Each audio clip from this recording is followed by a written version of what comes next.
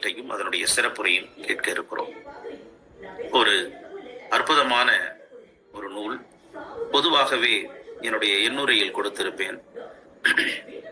ஒரு நூல் கதையாக இருக்கலாம், கவிதையாக இருக்கலாம், கட்டுரையாக இருக்கலாம், அல்லது காவியமாக இருக்கலாம்.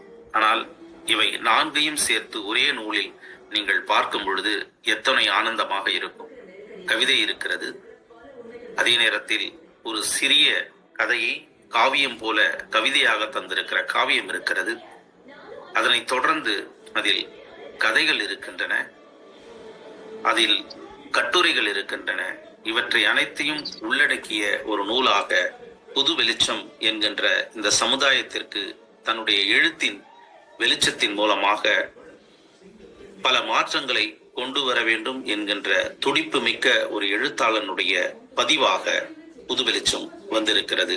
அப்படிப்பட்ட அந்த புது வெளிச்சம் என்கின்ற அந்த நூலினை இன்று வெளியிட்டு நமக்கு சிறப்புரை ஆற்ற இருப்பவர் நமது அன்பிற்கினிய இயக்குனர், திரைப்பட இயக்குனர், உலக நாயகன் கமலஹாசன் அவர்களுடைய நெருங்கிய நண்பர், சிறந்த படைப்பாளி. இவற்றையெல்லாம் தாண்டி ஒரு சிறந்த மனிதநேயர், பழகுவதற்கும் அவரோடு பயணிப்பதற்கும் மிக எளிய மனிதர், எந்த ஒரு பகட்டும் இல்லாத, ஒரு விளம்பரமும் இல்லாத, ஒரு எளிமையை விரும்பிய ஒரு பலருக்கு வழிகாட்டியாகவும், அது திரைத்துறையாக இருக்கட்டும் அல்லது எழுத்தாளர்களினுடைய அந்த இலக்கிய துறையாக இருக்கட்டும், கவிதைத்துறையாக இருக்கட்டும், எதிலாக இருந்தாலும் தன்னுடைய பங்களிப்பை தொடர்ந்து ஒரு எறும்பை போல, தேனியை போல சுறுசுறுப்பாக தந்து கொண்டிருக்கின்ற நமது அன்பிற்கினிய இயக்குனர், எழுத்தாளர்,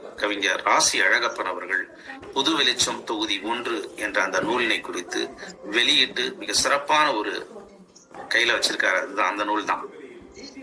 சிறப்பா வெளியிட்டுட்டார் பாருங்க. எல்லோரும் உங்களுடைய ஒலி வாங்கி ஓபன் பண்ணி நீங்க கைத்தட்டல கொடுக்கலாம். முதல் நூலாக புது வெளிச்சம் வெளியிடப்படுகிறது. உங்கள் அனைவருடைய அன்பும் மகிழ்வும் கிடைக்கட்டும். நாராயணமூர்த்தி தான் கேட்டார்னு நினைக்கிறேன். இந்த நூலை எப்படி வெளியிட போறீங்க? இப்படிதான் வெளியிட போறோம். இதன் பிறகு இந்த காணொலியை நீங்கள் அடுத்த நாள் பார்க்கும் பொழுது கூட இணைய வழியில் நடந்தது போன்ற ஒரு தோற்றத்தை அது உருவாக்காது. நீங்கள் அங்கிருந்தே நீங்கள் அந்த காட்சி ரசிக்கும்படியாக இந்த ஆவணமாக நிறைய புதுமைகளை நிகழ்த்துகிறீர்கள். இதுவும் ஒரு சிறந்த புதுமைதான். வாழ்த்துக்கள். மகிழ்ச்சி மகிழ்ச்சி. அப்படி ஒரு அற்புதமான ஒரு நூலினை கொடுத்திருக்கிறார். இந்த நூலினை முழுமையாக வாசித்திருக்கிறேன். அதனுடைய கருத்துக்களை உள்வாங்கி இருக்கிறேன். அந்த நூல் எத்தனை சிறப்பான நூல் என்பதனை நமது இயக்குனர் ஐயா, எழுத்தாளர் ஐயா அவர்களுடைய இந்த சிறப்புரையின் மூலமாக நாம் கேட்க இருக்கிறோம். நமது பேரன்பு இயக்குனர் ராசி அழகப்பன் ஐயா அவர்களை, அண்ணன் அவர்களை, நூலினை வெளியீடு செய்திருக்கின்ற நமது இயக்குனர் அவர்களை சிறப்புரையாற்ற உங்கள் அனைவரின் சார்பாகவும், நிமிர் இலக்கிய வட்டத்தின் சார்பாகவும், யாவரும் கீழின் அமைப்பின் சார்பாகவும் வருக வருக என்று வரவேற்று நாங்கள் அவரோடு கேட்டுக்கொண்டது கேட்க காத்துக் கொண்டு சிறப்புரையை தாருங்கள்.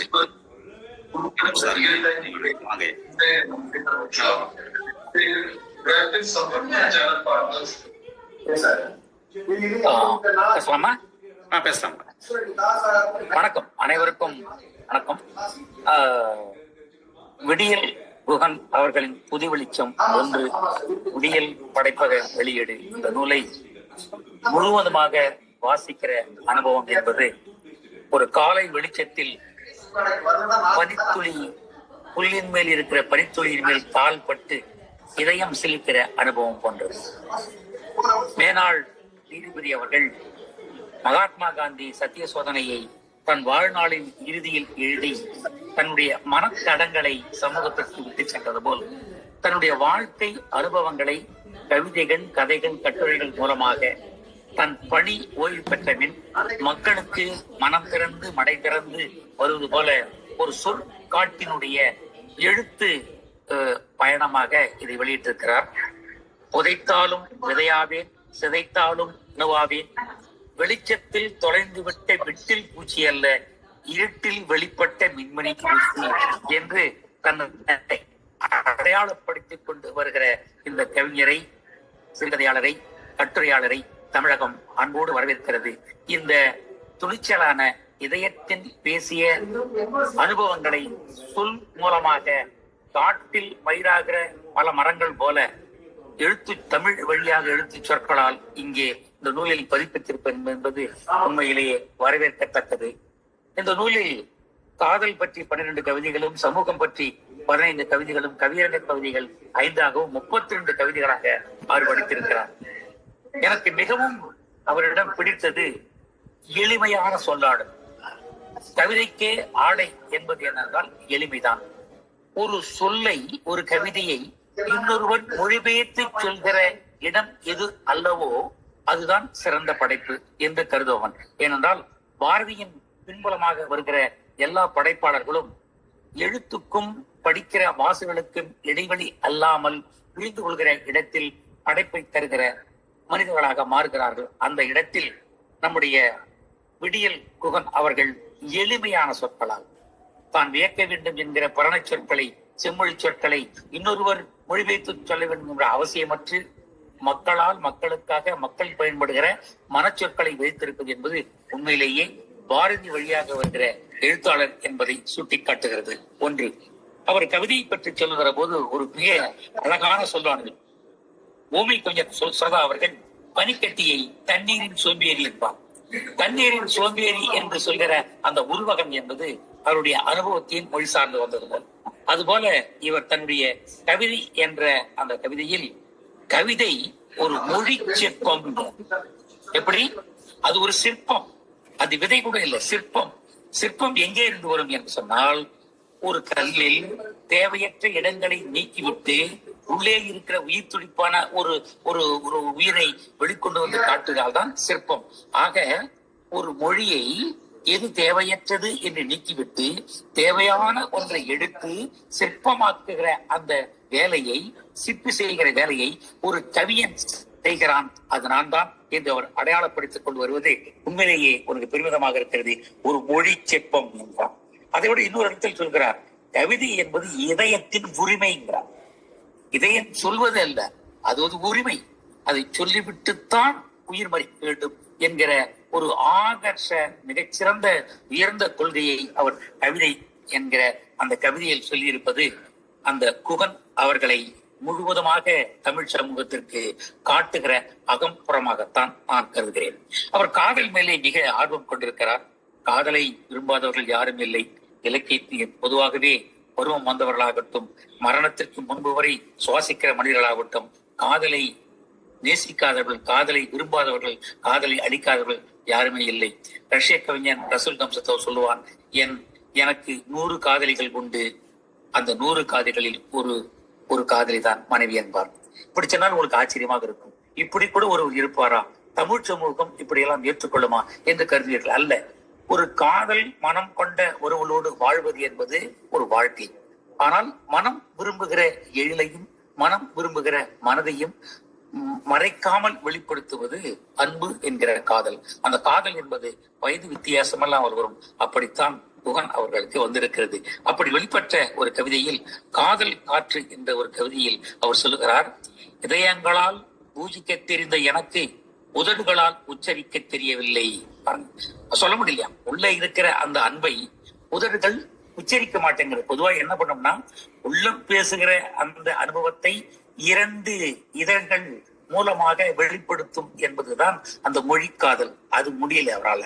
அவர் சொல்கிறார், உன் விழிப்பெட்டகத்தில் இருந்து என் மீது சரிந்த பார்வை பொக்கிஷங்கள். அருமையான சொல்லாடல். பார்வை பொக்கிஷங்கள். அது எப்படி? என் இதய ஏட்டில் காவியமாய் கருக்கொள்கின்றன. 3 படிமம் அந்த கவிதையில இருக்கு. அந்த உள்ள இருக்கிற பொக்கிஷங்கள் இதயம் என்பது ஏடாய் சொல்கிறார். ஒரு கவிஞர் அப்படித்தான் இதயத்தை பார்க்கிறான்.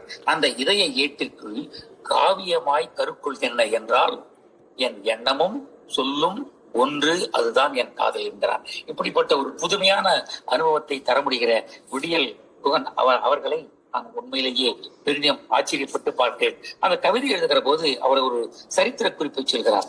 நாசிகர் கோயில் தான் பின்னால் நாத்தார் கோயிலாக மாறியது என்று ஒரு கவிதையில் சொல்கிறார். உண்மையிலேயே எனக்கு அது ஆச்சரியமாக இருந்தது. அதில் அந்த ஒரு தத்துவ வெளிப்பாடுகளில் கவிஞர்கள் எவ்வாறு கூர்ந்து கவனித்து வேறுபடுகிறார்கள் என்பதிலே இந்த கவிஞர் சொல்கிறார், கம்யூனிசம் கேபிட்டலிசம் என்ற பெரிய பெரிய கொள்கை தேவையில்லை, அன்பும் அறமும் எங்கும் நிறைந்த சமத்துவ சமூகம் சொர்க்கத்தில் எல்லைங்கிறார். இது ஒரு பார்வை. உண்மையிலேயே கம்யூனிசமும் கேபிட்டலிசமும் இரு வேறுபட்ட இருமுனை கூர்மை தத்துவங்கள். ஒரு புறம் சாய்ந்தால் பொருளாதாரம் குவிந்து கிடக்கும், ஏழ்மை அதிகமாக இருக்கும்.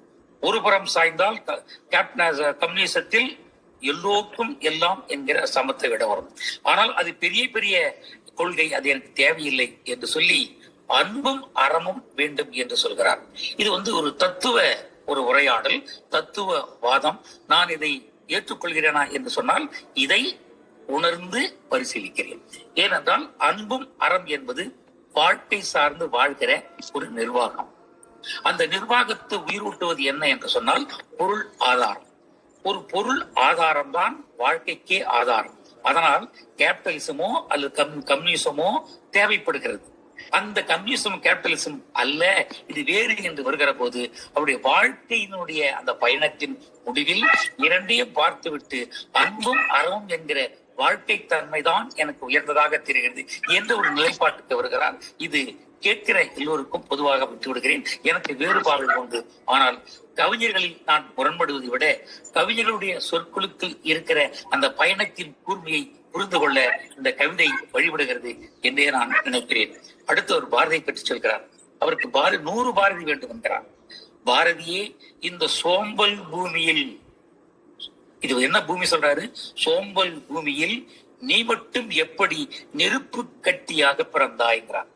எல்லோரும் பாரதியை ஒரு வேள்வி, நெருப்பு, தீக்கங்கு, புரட்சி என்று சொல்வார்கள். அவர் நெருப்பு கட்டியாக என்று ஒரு புதிய பார்வையை சொல்கிறார். இப்படி அவருடைய விரிந்த பார்வையில் கவியரங்க கவிதைகளில் மேலும் அவருடைய பயணத்தினுடைய பார்வை வேறுபாடாக இருக்கிறது. இவையெல்லாம் காதல் கவிதைகளாக இருக்கிறது. அடுத்து கவியரங்க கவிதைகள் என்பது கவிதையினுடைய இன்னொரு எளிமையான வடிவம்.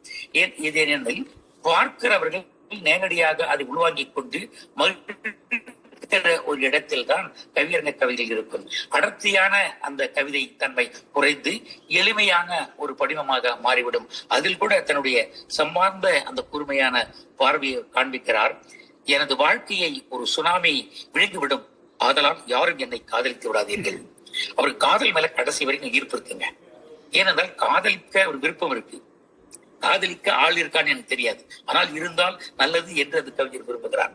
ஆனால் அப்படி விரும்பி ஏதாவது வெளிப்பட்டு விட்டால் எனக்கு உண்பதற்கு சோறு கிடைக்காது, என் மனைவி என்னை வைத்து விடுவார் என்கிற அச்சம் அவருக்கு இருக்கு என்பதை மனம் திடத்திற்கு வெளிப்படுத்துகிறார். அவர் சொல்கிறார் அந்த கவிதையிலே, ஒருவேளை சோறு கூட எனது வீட்டில் எனக்கு கிடைக்காமல் போய்விடும், அதனால்தான் இந்த வேண்டுகோள், மன்னித்து விடுங்கள், எனது வாழ்க்கையை ஒரு சுனாமி விழுங்கிவிடும், ஆனால் ஆதலால் யாரும் என்னை காதலித்து விடாதீர்கள்.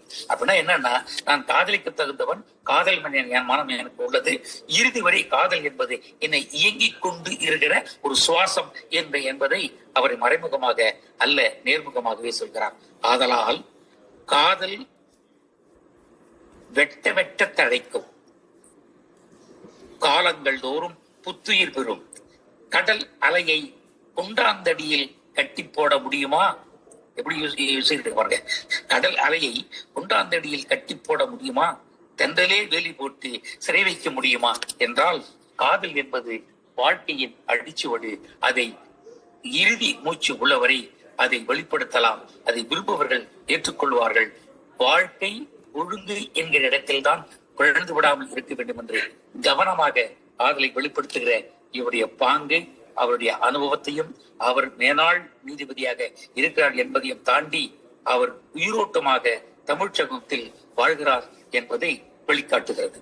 இன்னொன்று, அந்த கதைகளிலே அவர் தன்னுடைய வாழ்க்கையை அப்படியே சொல்லிவிடுகிறார் என்றுதான் நான் கருதுகிறேன். தொடுவான பறவைகள் என்ற ஒரு கதையில் ஒரு வேப்ப மரத்திற்கு அருகே செல்வம், கவிதா என்கிற இருவர்கள் இருக்கிறார்கள். அவர்கள் படிப்பு பிரச்சனையில் ஒன்று சேர்கிறார்கள். செல்வத்திற்கு அந்த கவிதா மேல் அன்பு இருக்கிறது, ஆனால் சொல்ல முடியவில்லை. அது 70களின் காலகட்டம் நினைக்கிறேன். முன்பெல்லாம் காதல் சொல்வதற்கே பல ஆண்டுகள் தேவைப்படும். ஆனால் இப்பொழுது அப்படி அல்ல.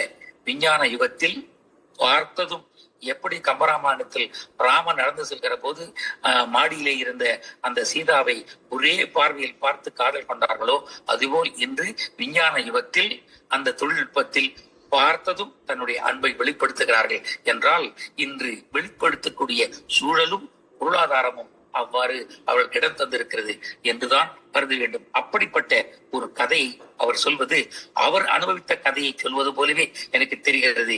கடைசியில் கல்யாணம் நடக்கிறது. அது கடைசியில் அந்த கல்யாணம் நீயும் நானும் திருமணம் செய்து கொள்ளலாம் என்றால் நடக்காது. எனவே காதலை வாழ்விக்க நாம் இறந்து விடுவோம் என்று முடிவெடுத்து அந்த செல்வம் கவிதா சென்று விடுகிறார்கள் என்று அவர் கதை முடிக்கிறார். அநேகமாக அது ஒரு பள்ளி பருவத்தில் நடந்த நிகழ்ச்சியாக கூட இருக்கலாம், அல்லது கற்பனையாக கூட இருக்கலாம். இன்னொன்று, ஒரு 100 வீடுகள் இருக்கிறது. அதில் 80 வீடுகள் இடித்து 10 பேர் உயிர் இழந்து இருக்கிற ஒரு இடத்தில் ஒருவர் வந்து தங்குவதாகவும், அங்கே யாரும் கூச்சலுவதாகவும், என்ன கூச்சல் என்று அவர் பேயோ பிசாசோ என்று பயப்படுகிற சூழலில் தேடி தேடி பார்க்கிறார். அங்கு அருகாமையில் இருக்கிறவர்கள் சொல்கிறார்கள், இங்கே பிரிட்டிஷ் காலத்தில் இருந்து எல்லாவற்றையும் சாதாரணமாக சரளை கற்களையும் மற்றவற்றையும் பயன்படுத்துகிற ஒரு இடத்தில் நாங்கள் வீடு கட்டி கொண்டிருந்தோம். 100 வீடுகள் வாழ்ந்திருந்தது. ஆனால் இப்பொழுது தன் வசதிக்காக ஒரு நீதிமன்றத்தில் தீர்ப்பு வாங்கி கொண்டு 80 வீடுகளை இடித்து விட்டார்கள். 10 பேர் இறந்து விட்டார்கள். சில பேர் பைத்தியக்காரனாக போய்விட்டார்கள், சில பேர் பிச்சைக்காரனாக மாறிவிட்டார்கள், சில பேர் தொழில் செய்து போய்விடுகிறார்கள் என்கிற ஏதோ ஒரு சம்பவத்தை மையத்தில் வைத்துக் கொண்டு இந்த நீதி என்பது வாழ்கிற வாழ்க்கையின் மேல் எவ்வாறு பயன்படுத்தப்படுகிறது என்ற ஒரு கேள்வினை கொடுக்கிறார் என்றால், ஒரு மேலாள் நீதிபதியாக இருந்தவர் எத்தனையோ வழக்குகளை பார்த்திருக்கக்கூடும், சம்பவங்களை பார்த்திருக்கக்கூடும், சூழல் கருதி அவையெல்லாம் சொல்லாமல் விட்டிருக்கக்கூடும். ஆனால் தான் அனுபவித்த ஒன்றை, நீதி பெற வேண்டிய ஒன்றை அவர் கதையாக மாற்றியிருப்பது என்பது மிகவும் ஆச்சரியமான ஒரு விஷயம். இதே போல்தான் அவர் பல கதைகளை மிக அழகாக சொல்லியிருக்கிறார். சினிமா அனுபவத்தையும் சொல்லியிருக்கிறார். மரம் ஏறி கீழே விழுந்த அந்த அனுபவத்தையும் சொல்கிறார். இப்படி அந்த கதைகளையும் தாண்டி தன்னுடைய கட்டுரையில் தான் அவருடைய அனுபவம் அதிகமாக வெளிப்படுகிறது. ஆச்சரியமாகவும் இருக்கிறது. யுத்தங்கள், இப்பொழுது நடந்த யுத்தங்கள் இருக்கிறது அல்லவா, ரஷ்யாவில் உக்ரைனுக்கும் ரஷ்யாவுக்கும் நடந்த அந்த 2 போர்கள் அவசியமில்லை என்று யோசித்து மகாத்மா காந்தியினுடைய நுட்பமான தீர்க்கமான பார்வையை முன்னெடுத்து வைக்கிறார். ஒரு போர் என்பது இந்த உலகத்தில் அவசியமற்றது. ஒரு போர் என்பது அமைதியின் வடிவாகத்தான் இருக்க வேண்டும். ஒருவர் வாழ்வதற்காகத்தான் எல்லாம் இருக்க வேண்டும் என்கிற எண்ணத்தை முன்னிலைப்படுத்துகிற அந்த யுத்தங்கள் தொடர்கதைகள் தானா என்று அவர் சொல்கிற கட்டுரை என்பது ஆழ்ந்த நுட்பமான இன்றைக்கு தேவையான கட்டுரை. அடுத்து, என் மனம் கவிழ்ந்த மனிதர் மகாத்மா என்று சொல்கிறார் என்று சொன்னால், அவர் இந்துத்துவாவுக்கு பின்னாடி இருக்கிற மகாத்மாவை சொல்லவில்லை. அவர் எல்லோரையும் ஒன்றிணைக்கிற ஆன்மா மகாத்மா காந்தி என்று சொல்லுகிற அந்த இடம் டால்ஸ்டாய்க்கும் காந்திக்கும் இருந்த அனுபவம், குரலுக்கும் அந்த இருவருக்கும் இருந்த அனுபவத்தை மிகச்சிறப்பாக அந்த கட்டுரையில் சொல்லியிருக்கிறார். அதைவிட இன்னொரு கட்டுரையில் சமூக மாற்றம் என்று அவர் சொல்கிறார். சமூகம் இன்று என்னவாக இருக்கிறது? முதலாளிகளாகவும் நிலப்பிரபுத்துகளாகவும் இருக்கிறது. இது எல்லாம் எங்கே முடிகிறது என்று சொன்னால், ஒரு கார்ப்பரேட் யுகத்தில் சேர்ந்திருக்கிற ஒரு மனிதர்களில் சிக்கிக்கொண்டு இந்த மனிதர்களை ஆளுமைப்படுத்துகிற இடத்திற்கு சென்றிருக்கிறது என்று நுட்பமான நாளை உலகம் கேட்கக்கூடிய ஒரு கேள்வியை முன்வைத்து சமூக மாற்றம் என்ற கட்டுரையில் மிகச் சிறப்பாக அவர் எழுதியிருக்கிறார். அதைவிட இன்னொன்று, பாலியல் உறவுக்கான ஒப்புதல் வயது 18 என்பது சரிதானா என்கிறார். இது ஒரு உலகளாவிய கேள்வி. 18 வயது வரை குழந்தைகள் தான் என்று சொல்கிறது ஐநா சபை. ஆக 18 வயதுக்குள்ளாக வந்தால்தான், அதற்கு பிறகுதான் அந்த பால் உணர்வு, காதல் உணர்வு வரும் என்று கருதுகிறீர்களா? அதுக்கு முன்பாக ஆணும் பெண்ணும் சேர்ந்து பழகுகிற விஷயத்தில் ஆண்கள் மோசமாக தண்டிக்கப்படுகிறார்கள் என்று அவர் சொல்லுகிறார். ஆகவே இந்த வயது என்பது சரிதானா, நீங்கள் மறு ஆய்வு செய்யுங்கள் என்று சமூகத்திற்கு முன்பாக, நீதியின் முன்பாக ஒரு கேள்வியை அல்லது ஒரு எதிர்பார்ப்பை அல்லது ஒரு மாற்றத்திற்கான சமூகத்திற்கான ஒரு பதிலாக அந்த கேள்வி வைக்கிறார். அவர் என்ன சொல்றார் என்றால், இன்றைய பருவ வயதில் 13 அல்லது 15 வயதில் அந்த பருவ உணர்வை எய்துகிற மாற்றம் வந்து நிகழ்கிறது. அப்படி வந்த பிற்பாடு அவர்கள் தள்ளாடுகிற அல்லது பயன்படுகிற ஒரு பயணமாக மாறுகிறது. நீங்கள் அவர்களை குழந்தைகளாக பாவித்து அதில் நடைபெறுகிற சம்பவங்களை வைத்துக் கொண்டு சமூகத்தில் பிறழ்வு நீதிகள் கிடைக்கிறது. இவை மாற்றி யோசிக்க வேண்டும் என்று ஒரு உயர்ந்த கருத்தை இந்த சமூகம் யோசித்து பார்க்க வேண்டிய ஒரு தர்க்க தத்துவத்தை முன்னே வைக்கிறார். அதன் பிறகு அன்பு வழியில் செல்வோம், ஆனந்த வாழ்வு பெறுவோம் என்று இருட்டு என்று சொல்வதை விட ஒரு மெழுகுவர்த்தி ஏற்றுவது மேல் என்று வார்த்தை பழம்புரிஜான் அவருடைய சொற்களை ஏந்தி அவர் சமூகத்திற்கு தன்னுடைய எண்ணமாக வெளிப்படுத்துகிறார். அது பிற்பாடு திரைப்பட பக்கமாகவும் அவருடைய பார்வை போகிறது. அவரெல்லாம் எம்ஜிஆர் சிவாஜி காலத்தினுடைய அந்த நுட்பமான அறிவு சார்ந்த சமூக நெறி ஒழுக்கம் சார்ந்த திரைப்படங்களை பார்த்து விட்டு இருக்கிற கவிஞராக எழுத்தாளராக இருக்கிறார். அதனால்தான் புஷ்பா திரைப்படம் வந்த ஒரு படு ரொம்பவும் சங்கடப்படுகிறார். இதையெல்லாம் என்ன படங்கள், எதிர் நாய்கள் எல்லாம் நாய்களாக மாறுகிறார்கள், அவர்களிடமிருந்து என்ன செய்தி வருகிறது என்கிற ஒரு கோபத்தை அந்த திரை வடிவில் இருக்கிற பார்வையாளரின் மீது அந்த புஷ்பா திரைப்படம் என்ன செய்யும் என்ற பார்வையை வைக்கிறார். நான் திரைப்படத்தில் உள்ளே இருப்பதனால் அதன் மேல் அதிகமாக விவாதமும் விசாரணையும் வைக்க வேண்டிய அவசியம் இல்லை. அவர் சொல்கிற கூற்றை மட்டும் நான் சொல்கிறேன். இப்போது வில்லன்களே கதாநாயகர்கள், இது ஆபத்தான போக்கு என்று சொல்கிறார். இந்த சொல்லாடலில் எனக்கு உடன்பாடும் உண்டு. அடுத்தது திராவிடம் எதிர் தமிழ் தேசியம். இது இன்று நடைபெறுகிற ஒரு அரசியல். ஆச்சரியமாக இருந்தது. ரொம்ப நுட்பமாக பேசுகிறார். திராவிடம் என்பது 4 மொழி கொண்டது. தெலுங்கு, கன்னடம், நம்ம தமிழ், மலையாளம் ஒன்றாகத்தான் இருந்தோம். எல்லோரும் பிரிந்து போய்விட்டார்கள். ஆனால் நாம் தமிழகத்தில் நாம் திராவிடம் என்று சொல்வது தமிழ் சார்ந்துதான் சொல்லிக் கொண்டிருக்கிறோம். எல்லோரும் பிரிந்து போனாலும் இங்கே இருக்கிறவர்கள் தமிழ் பேசுகிறவர்கள் எல்லோரும் தமிழர்கள் என்றுதான் கருதுகிறோம். தமிழர்கள் தான் திராவிடம் என்ற சொல்லாடலை கையாளுகிறோம். எனவே திராவிட செல்வாடு என்று தமிழ் தேசியம் தான். இதை தாண்டி தமிழ் பேசுகிறவர்கள் மட்டும்தான் தமிழ் தேசியம் என்று சொல்வது எந்த ஒரு பிற கொள்கை என்று தன்னுடைய நேர்மறையான கருத்தை வைக்கிறார். இன்றைய அரசியல் பார்வையில் இன்று அந்த விடியல் குகன் அவர்களுடைய அந்த கேள்வி என்பது உண்மையிலேயே எல்லோரும் பரிசீலிக்க வேண்டிய ஒரு கேள்வியாகத்தான் நான் எதிர்பார்க்கிறேன். அடுத்து கடைசியாக, பெரிதும் முன்னேற்ற தடை பேராசையா அலட்சியமா என்பது இந்த நிகர் அந்த பட்டிமன்றத்தில் அவர் பேசுகிற பேச்சை ஆசையை விட அலட்சியமே முன்னேற்ற தடை என்று அவர் முத்தாய்ப்பாக தன்னுடைய கருத்தை வைக்கிறார். ஆக புது வெளிச்சம் என்பது ஒன்று என்று வைக்கிறார். இன்னும் எத்தனை வெளிச்சங்கள் விடியல் குகன் அவர்களின் இதய கூட்டுக்குள் இருந்து மிகவும் அமைதியாக, ஆற்றல் பெற்று, உற்சாகமாக இந்த சமூகத்தை புரட்டு போடுகிற பாரதிய நெருப்பு கட்டி போன்ற சொற்களாக மாறப்போகிறது என்று நானும் காத்திருக்கிறேன். இந்த நூலை படிக்க வாய்ப்பு தந்த இந்த நிமிர் இலக்கிய வட்டத்திற்கும் இவ்வளவு நேரம் என்னுடைய சொல்லாடலை கேட்டுக்கொண்டிருந்த உங்கள் அனைவருக்கும் நன்றி கூறி அடுத்து ஒரு நிகழ்வு இருப்பது என்பதனால் விடைபெறுகிறேன். நன்றி, வணக்கம். அருமை அருமை அருமை அருமை. மிக்க நன்றி. ஒரு 20 நிமிடத்தில் ஒரு கிட்டத்தட்ட 250க்கும் மேற்பட்ட பக்கங்களுடைய ஒரு நூலினுடைய 4 பகுதிகளையும் தொட்டு காண்பித்து ஒரு அற்புதமான ஒரு உரையினை நிகழ்த்தி அமர்ந்திருக்கிறார். தனக்கே உரிய பாணியில் எவற்றையெல்லாம் தொட வேண்டுமோ அவற்றையெல்லாம் தொட்டு சமூகம் சார்ந்த கருத்துக்களையும், காதல் சார்ந்த கருத்துக்களையும், இலக்கியம் சார்ந்த கருத்துக்களையும், திரைத்துறை சார்ந்த கருத்துக்களையும் எல்லாவற்றையும் உள்ளடக்கிய ஒரு உரையாக, அற்புதமான உரையை நமது பேரன்பு தோழமை ராசி அழகப்பன் அவர்கள் தனிப்பட்ட சிறப்பு அழைப்பாளராக வேறொரு நூல் வெளியீட்டு விழாவில் கலந்து கொள்ளும் நேரத்திலும் இந்த நிகழ்விற்கு வந்து தான் ஒத்துக்கொண்ட நிகழ்வை சிறப்பாக நடத்தி சிறப்பான ஒரு உரையை தந்து சென்றிருக்கிறார்.